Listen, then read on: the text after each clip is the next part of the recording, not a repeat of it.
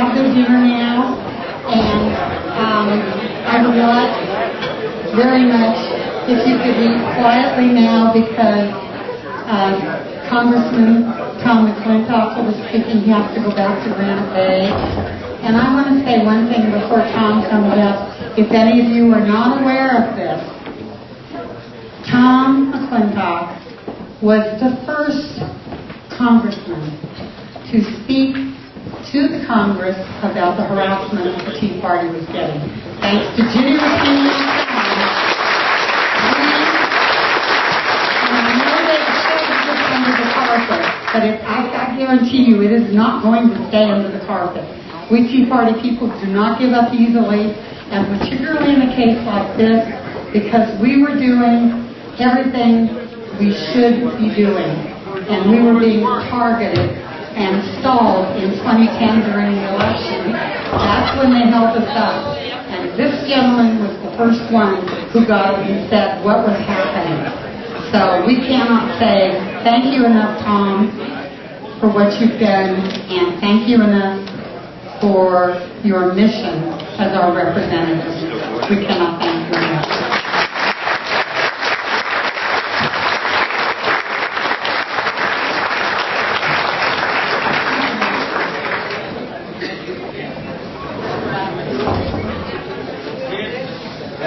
Well, it is so nice to see the Tea Party back.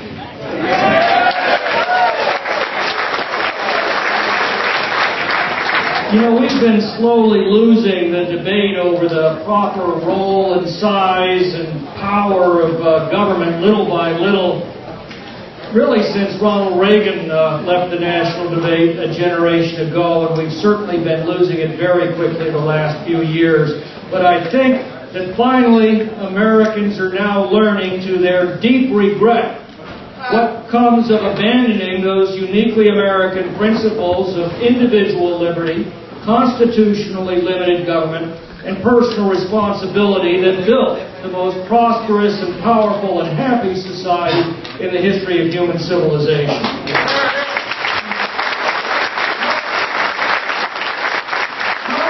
Begin to address the nightmare of Obamacare, which was supposed to be the veritable leftist utopia of government-sponsored health care for all. You know, in the 6 weeks, just in the 6 weeks since that law took effect, 5 million Americans have lost the health insurance that they had, that they liked, that they could afford, and that they were promised that they could keep. And while 5 million people were losing the health plans that they had, how many have gained plans under Obamacare? According to the official government numbers, 100,000 have found acceptable and affordable insurance on the exchanges, but that is by itself a lie, because they count anybody who selected a plan but haven't paid for it. They put the policy in their shopping cart and then they abandon it, but under Obama's accounting, that counts as a purchased plan. But let's accept the administration's spin that these folks merely parked these overpriced policies in their shopping carts and intend to pay for them later and didn't actually abandon them. Even under this best case scenario, that means that for every person who has gained Obamacare coverage, 50 Americans have lost the coverage that they had. And by the way, this doesn't account for the millions of Americans who've lost their coverage at work because of the employer dropping it due to the Obamacare requirements. It doesn't account for the millions more who are seeing 300 and 400% increases in their premiums. It doesn't account for the millions more who've had their hours cut back to part-time, or have had their wages cut back, or who've lost their jobs altogether as their employers struggle to stay in business while bearing these staggering costs. Nor does it account for those who discover that by accepting Obamacare plans, often at much higher cost and much higher deductibles, they're losing their doctors in the process. This website has become a symbol of the systematic failure of this program, but it is only a symbol. More than 3 years in development, more than 600 million taxpayer dollars have gone into developing a website that needs to sell exactly one product, and it does not work. I mean, that's more than was spent developing Facebook and Twitter. And if you realize how many different kinds of policies Amazon sells every day to millions of customers around the world, you begin to get a measure of the absolute monumental incompetence behind this program. But even if this was the best website in the history of Al Gore's internet, it still doesn't help. Because the program itself is a monument to the arrogance of politicians who think they're so smart at running their own lives that they can also make decisions for every other American family. That's why this program is failing. In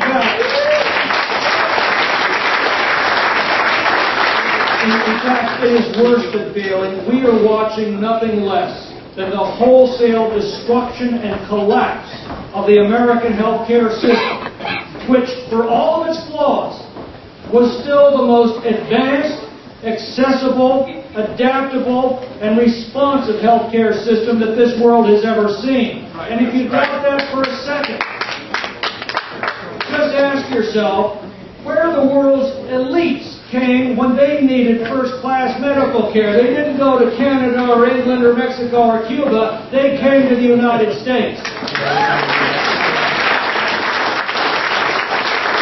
And now that is gone.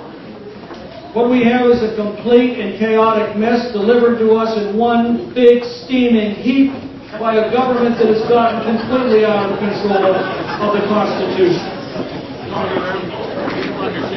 The only good news that I can offer is that this has been a long overdue political awakening for many of our fellow Americans who had scoffed at all of the warnings that you and I had issued over these past 4 years.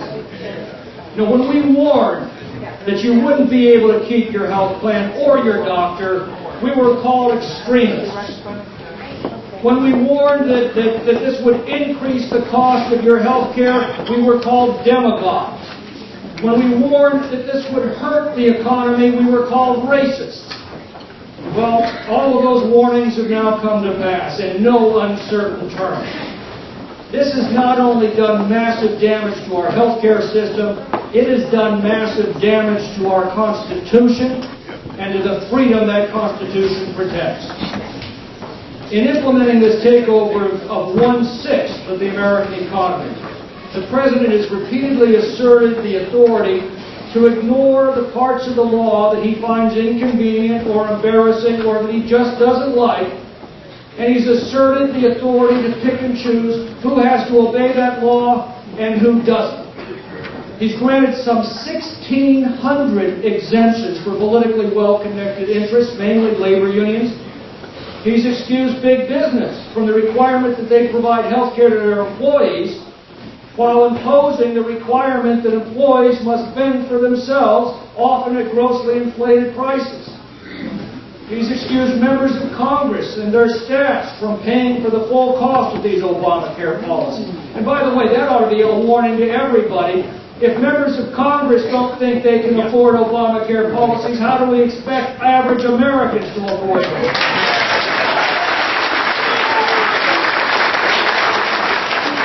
And just Thursday, he announced that health insurers can continue to offer people existing policies for another year in direct violation of the very law that he claims to be his signature accomplishment.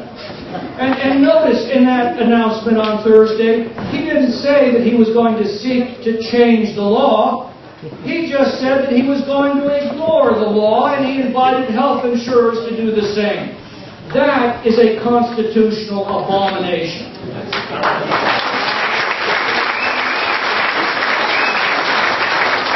We live in a nation of laws and not of men. The principal constitutional responsibility of the President of the United States is to take care that the laws be faithfully executed. If there's a bad law out there, We change that law. We don't ignore it. This new doctrine of executive nullification is absolutely toxic to a free society. This notion that laws will be applied,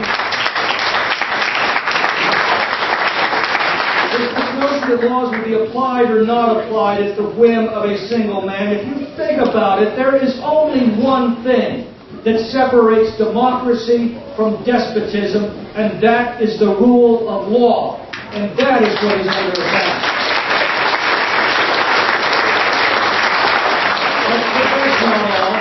The Supreme Court ruled that the federal government has no authority to compel people to buy health insurance through its police power, but then it turned around and allowed the same government to compel them to purchase it through the taxing power. Now that by itself is an extremely dangerous precedent that goes far beyond the question of health care. There's a practical difference. There's no practical difference between a fine and a tax. Both confiscate property from the individual. Right? Whether I take your money through a tax or a fine, I've taken your money. But if taxes are now going to be allowed to be used to compel people to do certain things that the government is otherwise not constitutionally empowered to compel, we've not only lost any constitutional constraint on the powers of government, we've also lost the most fundamental and cherished due process rights guaranteed to us by our Bill of Rights. Remember, if you're fined for running a red light, the government cannot punish you until you've had your day in court. But if you're taxed for running that red light, you have to pay the fine before you can even contest the charge in court. If it's a fine, the burden of proof is on the government to prove to a jury that you actually ran the red light. If it's a tax, the burden of proof is on you to prove to a judge that you did not run that red light. These are the fundamental due process rights that have been turned upside down in defense of Obamacare. And then consider the Fourth Amendment right of privacy. Under Obamacare, you're compelled to surrender personal information to a federal data hub that has routine access by thousands of so-called healthcare navigators. These people are hired directly out of organizations like Acorn without undergoing even basic criminal background checks. And even if every one of them turned out to be an angel, the system is what John McAfee of McAfee Software Security calls a hacker's wet dream. And all of this is playing out over a backdrop of the IRS being used to single out and harass ordinary Americans who dare to hold dissenting views from this regime. It occurs as government agencies are seizing the personal records of millions of Americans without the warrants that our Constitution requires. It's occurring when the power of the purse is guaranteed to the representatives of the people in the House of Representatives has now shifted to the executive branch through continuing resolutions instead of the actual appropriations. It's occurring when executive agencies are taking over the legislative powers reserved exclusively to the legislative branch through the vast expansion of federal rulemaking. I could go on all evening, but you get the point. Ours would not be the first civilization that has succumbed to the siren song of a benevolent, all-powerful government. But every single society that has fallen for that lie has ultimately awakened one morning to discover that the benevolence is gone and that the all-powerful government is still there. I think we are well on the way of discovering this stark reality the hard way. Much of the structure of the American Constitution has preserved our liberty for 225 years, and that has contained the unwarranted expansion of governmental power at the expense of the individual, has been allowed to decay and to disintegrate. The form is still there. The institutions continue to function. But let's remember, the Roman Senate continued to function some 400 years after the fall of the Roman Republic and the loss of their liberty. The structures within the Constitution have become badly degraded. In that condition, our Constitution becomes analogous to a rotting corpse. You can still discern the form and the purpose, but the structure that gave it strength and support has rotted away through abuse and neglect until one day it simply collapses. Let that not be the epitaph of the American Republic, not on our generation's watch.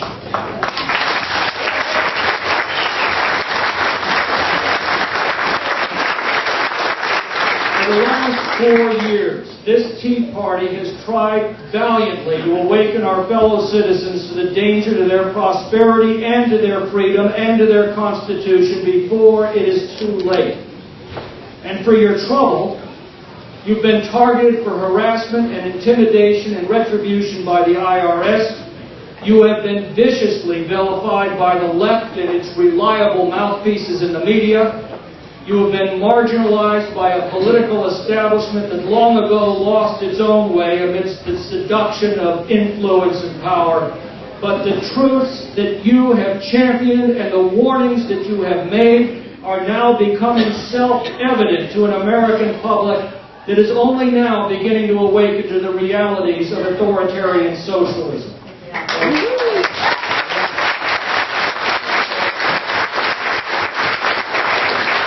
To the realities of a benevolent, all-powerful government without any of the benevolence. After all of the calumnies and ridicule and outright character assassination that you've endured for trying to warn our country of its danger, no one could blame any of you for throwing up your hands and walking away in disgust. But I can see from the crowd tonight that that's not going to happen.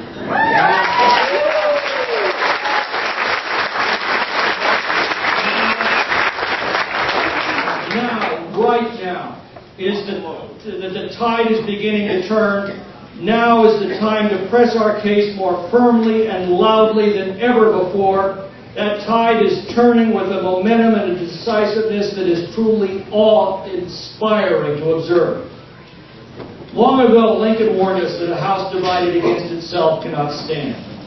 That is, there are certain principles that simply cannot coexist together. He said, I do not expect the house to fall, but I do expect that it will cease to be divided. It must become all one thing or all the other. In his day, those two irreconcilable principles were freedom and slavery. Today, they are freedom and socialism, but he was right. We must become all one thing or all the other. And at the end of that speech, he spoke of the free soil movement that had morphed into the Republican Party, and he did so with words that seemed precisely intended for the Tea Party at this moment in time. He said 2 years ago, we mustered over 1,300,000 strong. We did so in response to a common danger with every external circumstance against us, from strange, discordant, and even hostile elements. We gathered from the four winds and formed and fought the battle through under the constant hot fire of a disciplined, proud, and pampered enemy. Did we brave all then to falter now? Now when that same enemy is wavering and disheveled and belligerent? The end is not doubtful. We shall not fail. If we stand firm, we shall not fail. Wise counsel may accelerate or mistakes delay it, but in the end, the victory is surely ours. So thank you, ladies and gentlemen of the Tea Party, for standing firm under the constant hot fire of a disciplined, proud, and pampered enemy that is now wavering and disheveled and belligerent. And now let us recover our Constitution, and then let us rescue our afflicted country.